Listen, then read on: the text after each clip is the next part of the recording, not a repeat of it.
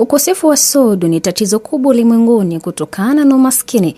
Ukosefu upatikanaji wa bidhaa salama na za usafi wa hedhi wakati wa kila mwezi na kutopatikana kwa huduma za msingi za usafi wa mazingira umetajwa kama mojawapo ya changamoto kuu zinazolemaza elimu kwa watoto wa kike.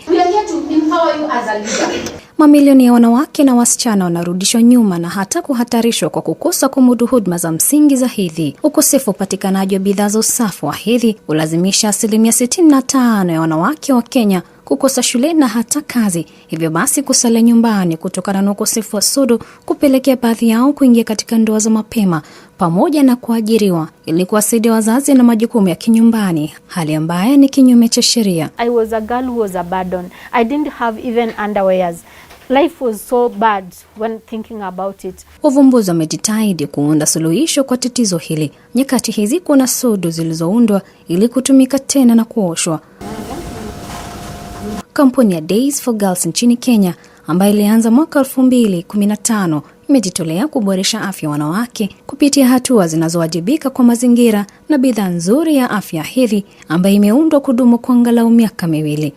Hata kutufanyia demonstration. Every day a girl is starting their menstruation. So if you see a girl has messed up her cloth, it's because they didn't know. It started today, so she doesn't even have an idea about it. So the reason why we are working with them is to make it like to break the taboos. Christine Hatima, mwanzilishi wa Days for Girls za Real Enterprise, anakumbuka safari yake alipoanza hedhi, safari ngumu kama ilivyokuwa kwa wasichana wengi, ambaye mwishowe imemtia motisha katika kuwasaidia kuwaweka wasichana wengine shuleni kwa kutengeneza sodo zinazoweza kutumika tena. My mom abandoned me when I was only 5 years. So growing up, I grew up with my grandmother, and when I reached menstruation, adolescence, I was too young.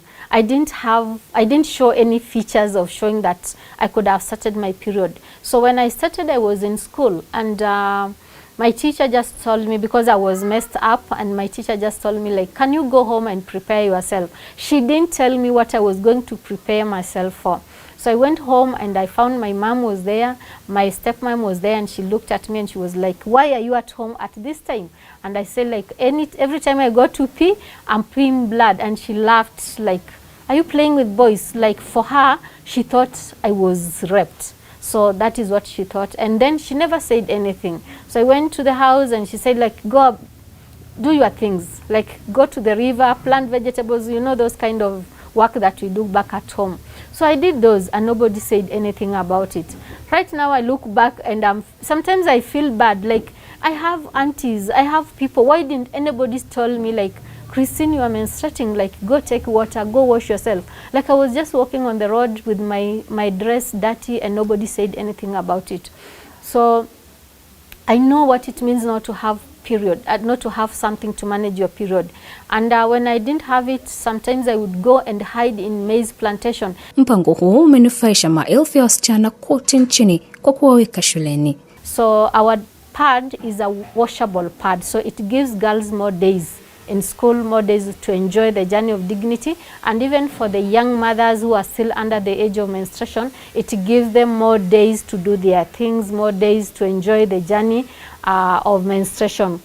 It is so hard and difficult when a woman doesn't have a dignity kit. So that is what we have been doing, and mostly we go to schools, we go to churches, we go to refugees to make sure that every girl everywhere, she matters.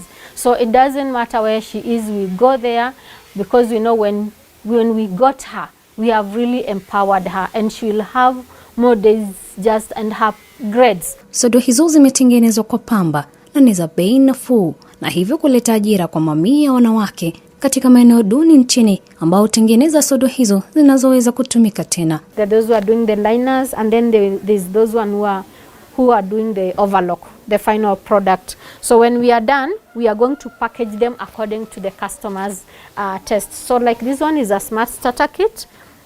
This one is a pod plus. This one we call it a pod plus. And then we have this one. This one we call it a supreme kit. This is a supreme kit, and then this is a pod.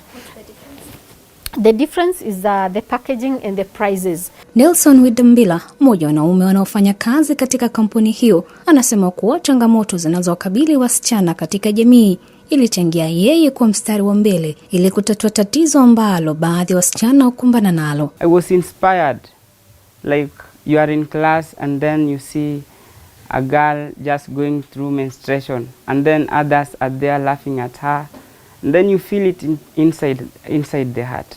So you see, I had to look for something to help them so that I may feel it in my heart that I have inspired someone, I have made someone to know that they are also important.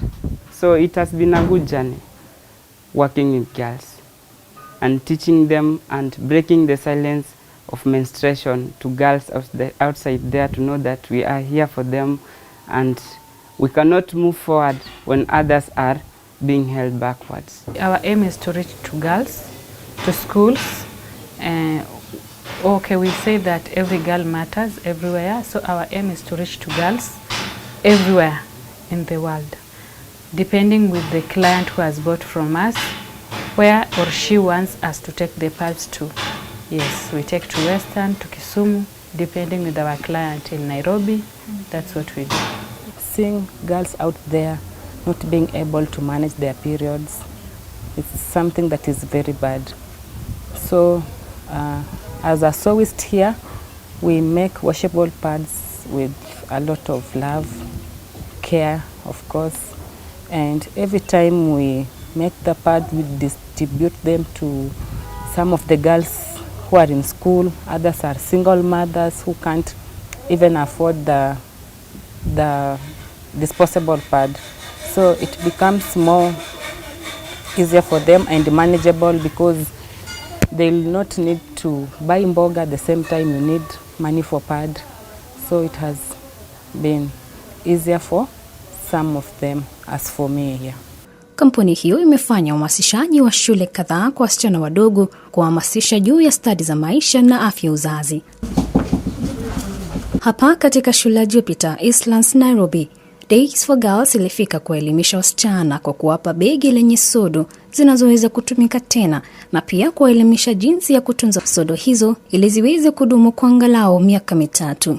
And we know that millions of girls miss school up to 5 days a month because they do not have products for their periods. So Days for Girls was started about 16 years ago to try to solve the problem of hygiene, the economics, the self-esteem. And so if girls have the kit, they can go to school every day. They can be much more hygienic because the pads, disposable pads, often are full of chemicals. People get infections. They don't have enough. And there are many big problems with that. Hii inahimiza usawa wa kijinsia kwa kuongeza ufahamu kwa programu zinazojumuisha ambazo husaidia wavulana kuelewa kuhusu afya wanawake na pia husaidia jamii kubwa kuunga mkono fursa sawa. So I have used the pads for the past 7 years and it has been an amazing journey. It has been great. I have saved a lot. The pads came when I really had nothing, when I just needed the pads, that's when they came. These girls, they are going to have confidence in themselves. Menstruation at times it may put a girl off, making her not to come to school. At times a girl is shy because she's afraid she may stain the clothes. But with these washable clothes, they are very convenient for the girls. They are going to be confident and I believe I'm going to have a 100% turn up in school.